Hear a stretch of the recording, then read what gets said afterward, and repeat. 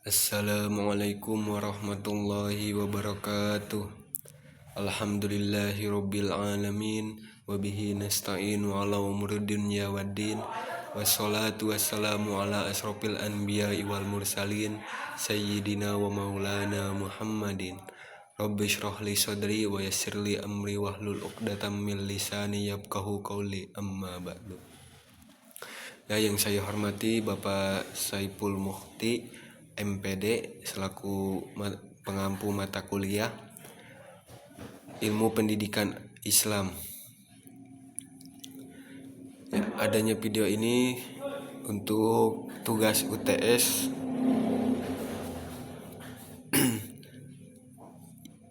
ilmu pendidikan Islam.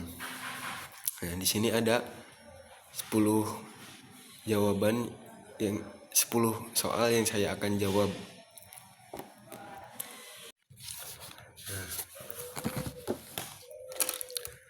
Soal yang pertama tentang hakikat manusia dalam perspektif Islam. Menurut Islam, manusia itu punya 3 peran penting. Pertama, sebagai makhluk individu yang memiliki akal, potensi, dan tanggung jawab atas dirinya sendiri. Allah Subhanahu wa taala pernah berfirman, "Wa an laisa lil insani illa ma syaa." Manusia hanya memperoleh apa yang telah diusahakannya. Quran surat An-Najm ayat 39. Kedua, manusia adalah makhluk sosial. Kita tidak bisa hidup sendirian dan selalu membutuhkan bantuan orang lain. Karena itu, Islam mengajarkan kerjasama, saling menghormati, dan tolong-menolong.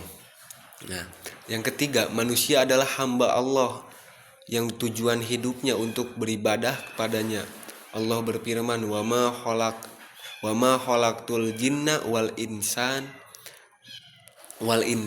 illa liya'buduni."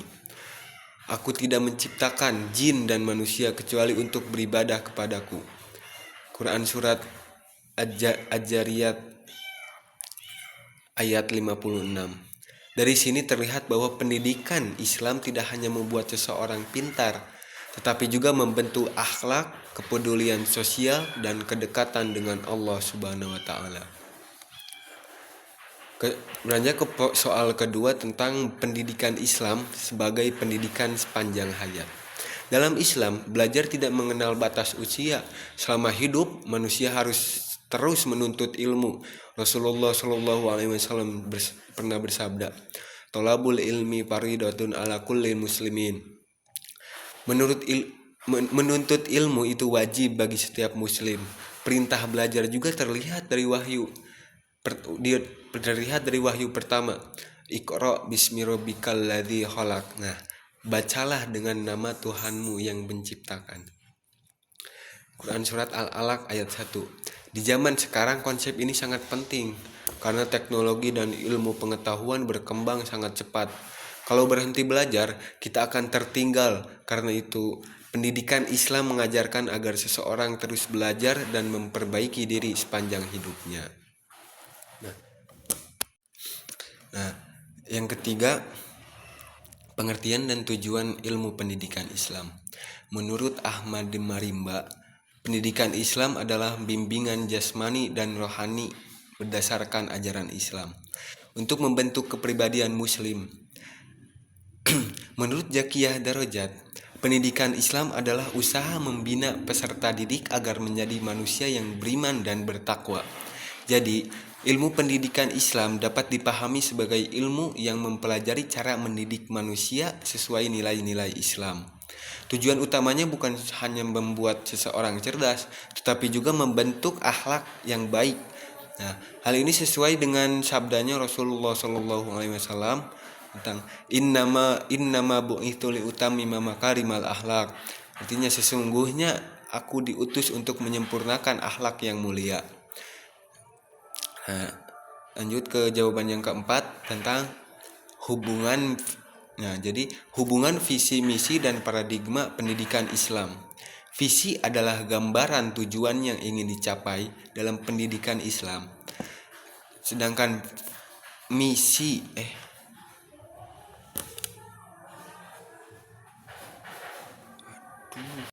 Ya, berlanjut ke nomor 4, hubungan visi, misi, dan paradigma pendidikan Islam. Visi adalah gambaran tujuan yang ingin dicapai dalam pendidikan Islam. Visinya adalah membentuk insan kamil, yaitu manusia yang seimbang antara ilmu, iman, dan akhlaknya. Sedangkan misi adalah langkah-langkah untuk mencapai tujuan tersebut, misalnya melalui pembelajaran, pembinaan karakter, dan penguatan nilai agama. Sedangkan paradigma adalah cara pandang yang menjadi dasar seluruh proses pendidikan. Ketiganya saling berkaitan.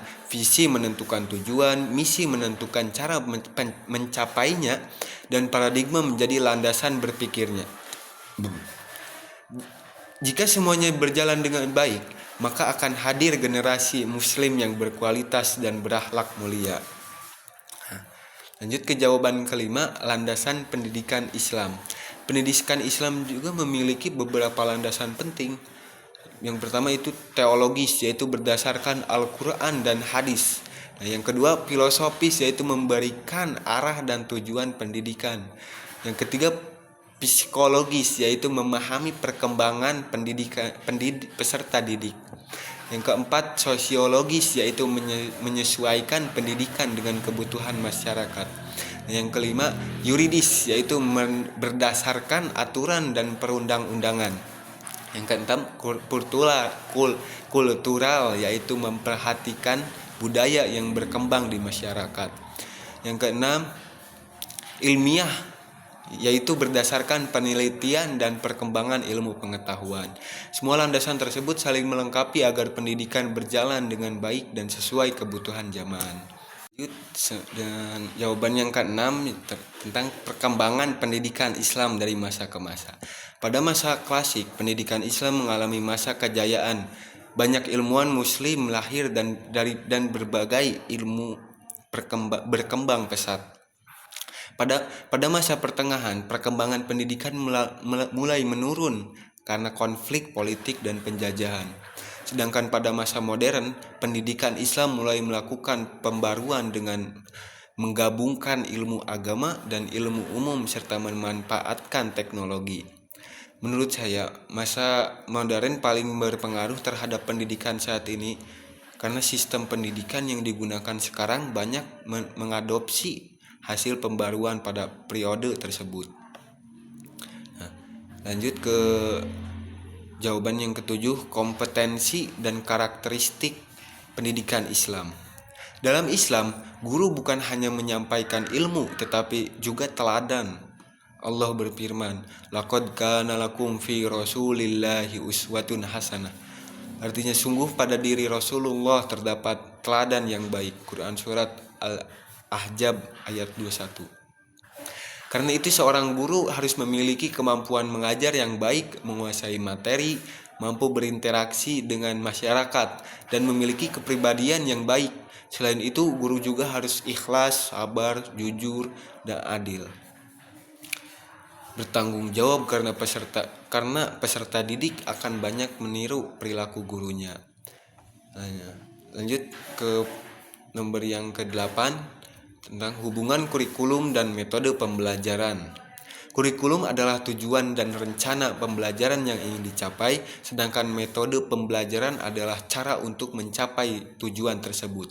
Keduanya tidak bisa dipisahkan. Kurikulum yang bagus tidak akan berhasil tanpa metode yang tepat.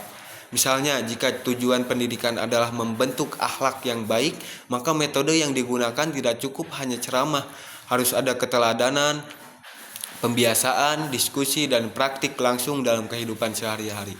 Karena itu, keberhasilan pendidikan sangat bergantung pada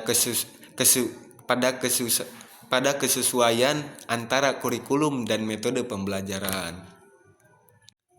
Lanjut ke jawaban yang ke-9 tentang tantangan pendidikan Islam di era modern. Saat ini pendidikan Islam menghadapi berbagai tantangan seperti globalisasi, perkembangan teknologi, dan menurunnya moral sebagian generasi muda. Globalisasi membuat budaya asing mudah masuk. Teknologi juga sering disalahgunakan untuk hal-hal yang kurang bermanfaat seperti penyebaran hoaks atau konten negatif. Untuk menghadapi tantangan tersebut, lembaga pendidikan Islam perlu memperkuat pendidikan karakter, meningkatkan kualitas guru, memanfaatkan teknologi secara positif, dan menjalin kerjasama dengan keluarga serta masyarakat. Nah, dengan begitu pendidikan Islam tetap mampu menjawab kebutuhan zaman tanpa kehilangan nilai-nilai keislamannya. Nah, yang terakhir, nomor ke-10 tentang peran pendidikan Islam dalam membentuk karakter generasi muda. Menurut saya, pendidikan Islam memiliki peran yang sangat penting dalam membentuk karakter generasi muda. Terutama di era digital, melalui pendidikan Islam, generasi muda diajarkan untuk jujur, disiplin, bertanggung jawab, dan menghormati orang lain. Allah berfirman, yarfa'illahu alladhina amanu minkum walladhina utul ilma darajat. Allah akan meninggikan derajat orang-orang yang beriman dan berilmu. Quran Surat Al-Mujadilah ayat 11. Contoh nyatanya adalah penggunaan media sosial untuk dakwah, belajar Al-Quran secara daring, mengikuti kajian online, dan menyebarkan informasi yang bermanfaat. Nah, jadi pendidikan Islam tidak hanya bertujuan mencetak generasi yang pintar, tetapi juga generasi yang beriman, berakhlak baik, dan mampu menggunakan teknologi secara bijak. Nah, tak terasa sudah di akhir video. Kurang lebihnya mohon maaf. Wassalamualaikum warahmatullahi wabarakatuh.